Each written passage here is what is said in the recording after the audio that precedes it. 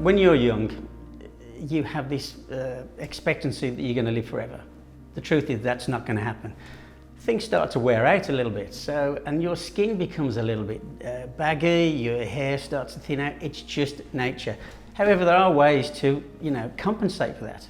You drink a little more water, you can take some supplements. All these things can work.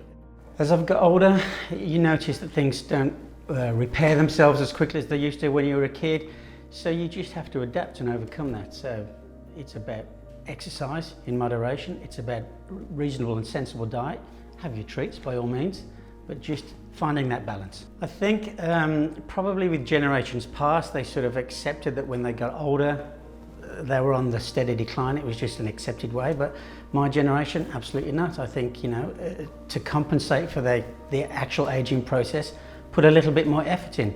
There's absolutely nothing wrong with a little bit of vanity.